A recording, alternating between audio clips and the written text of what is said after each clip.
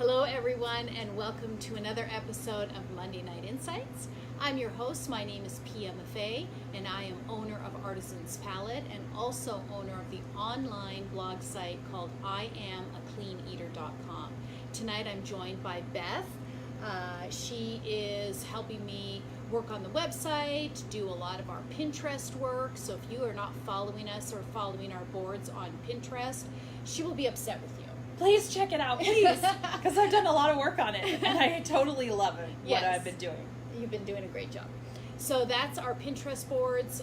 Also, please like and subscribe to our YouTube channel. That is on IamACleanEater.com. Go there first, and then you'll find our YouTube. Click on it, and then hit subscribe. And you will be able to watch all of these videos because we end up putting them there. Yep. And Monday Night Insights. Yes, and all of our previous videos as well. So we're just going to dive right into this topic, and I was starting to think about it because I'm like, there's a lot of things that make me go, why are people saying that, or what makes somebody get into this kind of judgment or comments or where their head is at. So there's three things that I want to get your opinion on today. Okay. And so let's start with the first one. Okay, so I was at a local supermarket last week buying some organic vegetables, and we all know that the vegetables that you're going to get at the supermarket are industrial organic.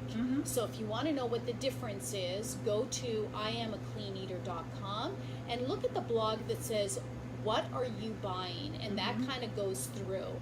So most of our produce is, or a lot of our produce is either from my garden or from a box that comes from Harvest to You. So we support them so much. We love their products. Please become a member. And they're community-supported agriculture. Exactly. So most of what you're serving here in the store is from your own garden. Yes. And is also, local, organic. Correct. From your CSA, which is Harvest to You. Right. Which is infinitely better than what you're going to get in the supermarket. But a lot of times we don't have everything, or we need extra greens, or we need extra. So we will purchase industrial organic from the supermarket. So there's a difference, okay? We never purchase industrial food. It's always at a minimum industrial organic. Right. So while I was shopping and buying some industrial organic produce at my local supermarket, I was behind somebody, as you usually are, and I don't usually, it is fun to always see what somebody else is buying. So I kind of did my usual kind of, look through. And I did notice this was a gentleman, youngish, maybe in his 30s. Okay. And he had spent $75 and on nothing that was real. Okay, so everything was either from the frozen section. He had beer in his cart, which is totally fine. I mean, I'm not saying this as a judgment. I'm saying it as an observation, which is completely different, right? I'm observing. Right. So then he had there was frozen stuff. Oh, the Gatorades, these types of style drinks, and then like pre-made. I guess Ritz has all of these different pre-made cracker style I don't know, things I've never seen. Okay. Okay. I've never seen this line of products. Okay. Okay. So I'm like, okay, all was of that. Was it like a Ritz kind of a Lunchable kind of thing? Or? I don't know. It was in a box, and maybe the pictures was what you could do with it, but yeah, Ritz is kind of marketing themselves in a little bit of a different way. Like they've been doing a lot of stuff with like football and like celebrity chefs going like, well, this is how you can make this arugula goat cheese on Ritz crackers. Oh, I see. And like, so they're trying to make them a little bit, kind of dressing them up a little bit. I see. So that's like that's what Ritz's marketing is doing right now. But it was in a box that was different from the regular Ritz box. So I don't know if it was a new. I don't know. Regardless. Maybe they're they're like, gluten-free Ritz or something. I don't know. Who knows? Yeah, trying to dress it up in some way, like but you they said. definitely are focused on dressing up Ritz crackers. Okay, so that, and I paid no real attention. He went, he got his stuff, he checked out. Okay, then I'm there with all of my industrial organic produce. And my bill came up to less than $25. It was 24 something. Okay. Which I thought, oh my God, that's great, you know? Yeah. And so then the checkout person says to me, goes, oh, it's expensive to be healthy. And I was like, huh? Wait, the checker or the guy behind you? No, the guy checking me out. Really? The guy checking me out. Okay? Wow. He was checking me. And I'm like, really? And I'm thinking, you just checked somebody out in front of me that was $75 and they didn't even buy any real food. Nothing. There was not one real Wow. thing. There wasn't even like industrial ground beef in the cart. There was nothing. It was all like it was processed. all processed. Yes. Nothing was a whole food. Nothing. Okay. So I'm like, wow. But perceiving, because you were buying all produce that was industrial organic, that was like, wow, I can't believe how much she's spending on these vegetables. So expensive on vegetables. But it's totally okay for people to spend like $5 on a box of crackers. Yeah. But it's like, but if those tomatoes aren't 99 cents, I'm not buying them. So, but that's true. Like I've made purchasing decisions in the past that was like that. Okay. So like I get where that's coming from. I guess, and then so I was like, well, But I still, don't like as an think employee, it's it's like yeah. you shouldn't be judging what your customers are purchasing. Like, And you know how they try to make small talk?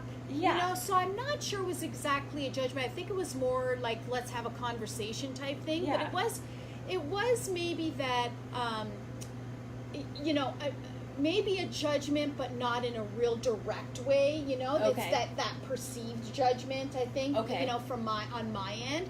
So I thought, well, you know, maybe there's an opportunity here to educate in some way. So I said, well, no, I don't think it's expensive at all. But where he did judge is the next thing he said was, oh, but I don't want to give up my red meat. So somehow, me buying all vegetables, it put me in a category of like veganism. you're automatically a vegan or a vegetarian Yeah. if everything in your cart happens to be vegetables Right. at that given time. Right, And right. you're like, but dude, you're not ringing me up every time I come in. Right. And you're not ringing me up everywhere I buy stuff. Right, But right. yeah, so that was definitely a perceived judgment. Right. So that's where I think that came into play. And then, so I said to him, well, you don't have to. Right. And he was shocked with that answer. That it's like, really? I don't have to give up my red meat? I go, no, you don't have to give up your red meat. Just at least make sure, at a minimum, it's organic. Yeah. And that was all I said. I said, have a great day. And I walked out. You know, so But again, just buying vegetables meant that you meant were somehow that you there was were a judgment, either vegan or vegetarian, yeah. and you were going to tell him that he needed to not eat meat. Exactly. And it was like, you didn't even know that he ate meat. For all Right, you I know, he didn't could even have been a know. vegan or vegetarian too. It's just like, but he brings up the red Right. meat, and it's like, hey, you vegetable people, Right. you know, don't make me give up my meat. And it's like, but I'm not trying to. Right. I don't even know that you eat meat. That would be me judging you without Right. knowing, you know. So it was just one of those things. I thought, okay, that's kind of interesting to say that. So that was the first thing last week that made me think about these. Like, where are people's minds at, and what are they saying? Yeah.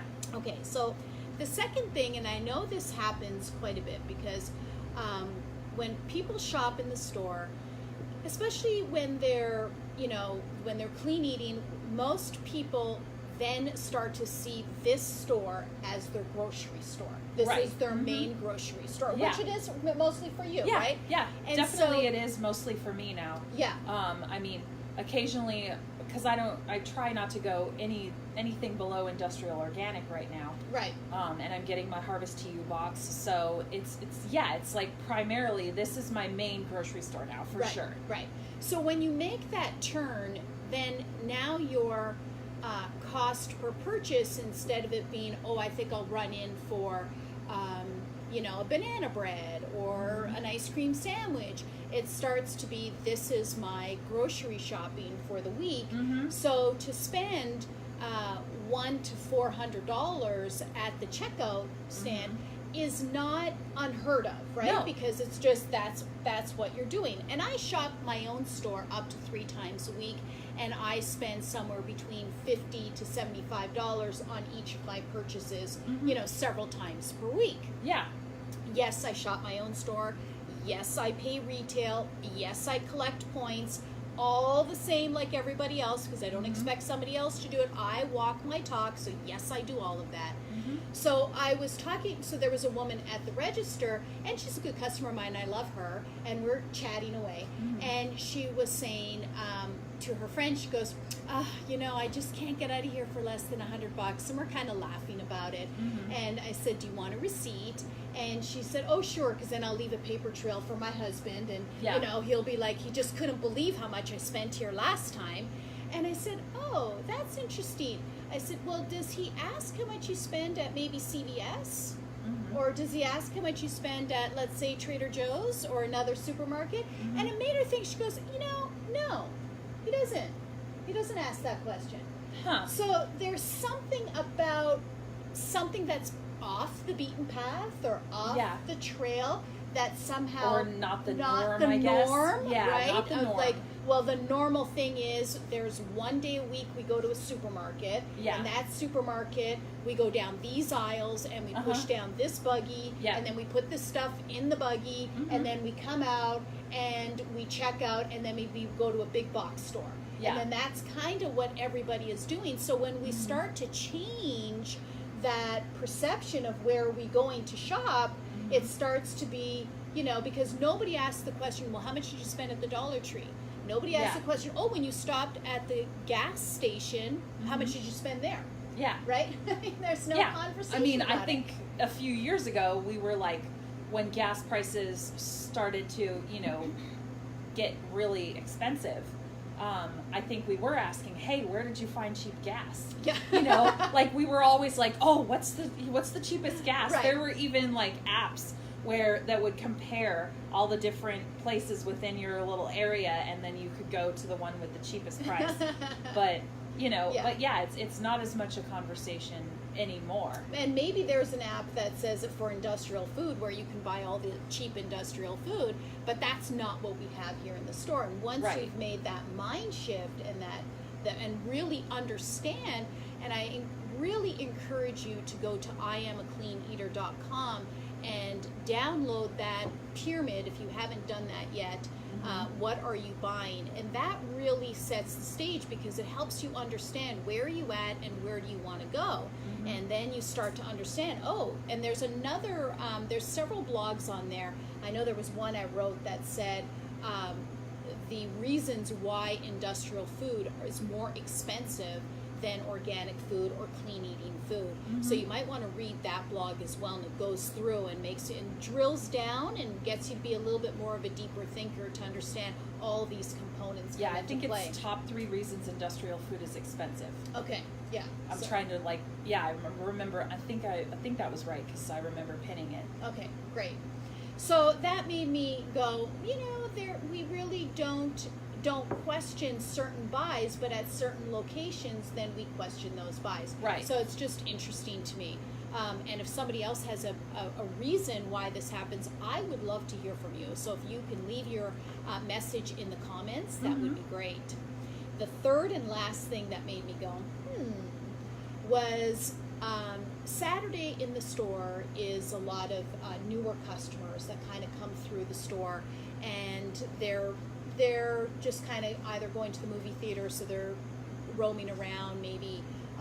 Or killing time before the show starts, and so they're like, oh, okay, well, let's go in here and kind of browse around, and and that's great. We love that, right? Yeah. So any way that we can plant a seed and get somebody thinking about clean eating, what they're doing, and what might be different, we love that. Yeah, right? And the person that comes in on a whim, could totally get inspired. Oh yes, absolutely, and that's happened, and we love that. So that is great. But one thing that this one person said, and I want to go again to explain, it's not really the right way to think of something, right? So as what happens usually is, if I'm finishing up with a customer, I love my customers so much, they feel like it's so important to them to impart what they love about the store to the brand new customer that walks in the store. You've seen it many times. I've right? done it several times. Like, I'll be sitting down and the person will be like, right. And I'll be like, oh my gosh, I love that. Like, when people grab the chalk tea, like, or the ghee, or, you know, any of my favorite stuff, mealy nuts, stuff like that, I just go, oh my God, I love that. Yes, and then you start talking about it. Because I just notice, and then I start talking about it because it's exciting. Yes. And, you know, some people, like, respond to it, and some people are like, hey, I just want to shop. Yeah. It's like, why are you talking to me? Because we encourage such an open part of environment. This community, and like I feel so comfortable with the clean eating community, and you know, for being in the store so often, I know a lot of the regulars now. Yes. You know, not by name yet. I'm still getting there. But at least I know them by the way they look, and you know, some of the things that they buy, and then we, you know, trade things back and forth. But yeah, I'm, you know, I got comfortable, you know, just like saying stuff to customers if I saw them like picking up one of my favorite products. Yeah, and that's awesome. So this particular customer wanted to tell her how great the eggs were. And they're so great, I mean, we're sold out of eggs, and it's really hard for me to keep eggs. So I don't want to go to a whole conversation on why our eggs are better. If you're interested, you can come in the store and we can tell you a little bit more about it. I just want to stay focused on this component. Sure. And so this was, so toward the end of the purchase, she was like, oh, you know, I think I want to try the eggs. They're only $2 more than what I spend. And I said, wait a second. Okay? Yeah. We cannot think of it that way. Okay? Yeah. So I went back and I got the what are you buying, and started to ask basically and say, well, tell me a little bit more about the eggs and where are you buying your eggs? Yeah, like where are you currently getting them, and like why do you think that they're, you know, a good deal? Right. So she explained that she was getting them at a box store and that they were free range eggs. So again, on our pyramid, that means nothing. Okay, free range means nothing. Yeah, so it's marketing, and there's just nothing. There's marketing. Nothing behind it. Like there's nobody regulating. Okay, nothing. This is free range. Okay, this is not. Right. Or if there is anything, it just means like the door at the end of the huge shed full of 40,000 chickens. Yeah. Is open for like an hour. So in a day. for an hour a day or something like that. The hen could get out, but they never do because they've never seen the light of day. Right. So there is a video on our YouTube channel with Paul that owns Primal Pastures, and I strongly recommend, again, if you go to IamACleanEater.com, go to our YouTube, click on that, and subscribe to the channel, and you can watch that video, and that can go through and explain to you a lot of this. It's so good. But continuing on, so I said, okay, so I start to get some intelligence on the types of eggs that she's already purchasing. Okay. Okay, and so I find out that it's from a big box store. They're free range, and they cost her $4.95. Okay. Okay, so I said, really, you're paying $3 too much for those eggs. Okay, so that is, you cannot think of, oh, you're spending $2 more of the eggs that you're getting in the store, because the eggs that I sell in the store, I actually could sell them for $9.95, and I sell them for $6.95. Okay. So they're actually worth $10, because if you go to some places at a farmer's market, you will pay $10 for a dozen eggs, and they're nowhere near this quality of eggs. Okay, not even close. So these being $6.95 for true pasture eggs, there's no comparison, right? So that's the mindset: is what are you paying currently for your industrial food, whether that's red meat, whether it's chicken, pork, whether it's all industrial produce, right? Yeah. Well, and was there anything like about the packaging that she said? Right, and then and then it was like, oh, it I says know that free some range. people have, you know, like said, oh, well, you know, this one's in a prettier package. Like, I know I've been susceptible to stuff if it's like, I'll pay more for something if it like looks really pretty. Yes. Or like olive oil if it's in like a swanky bottle. Yeah, I still Still every once in a while I feel a little hoodwinked by that. But I have to realize that I'm not completely stupid about it. Yes. That company has spent a ton of money, like doing focus groups and, you know, paying their advertising firm to figure out how to sell their product better. Yes. So I have to like, you know, kind of step back and not go, I'm not dumb. Right. You know, it's just, this is how we've been kind of indoctrinated into, Absolutely. you know, buying our products. Yes. And then we've also gotten used to, we perceive that spending more money means we're getting a superior product. Yes. When in reality, that usually is not the case. Yes, it's almost not always the case. Like 9 times out right. of 10, yes. if you're paying more, it's not necessarily for a superior product, unless you right. really know that unless it's you really superior. know that it is. Yeah.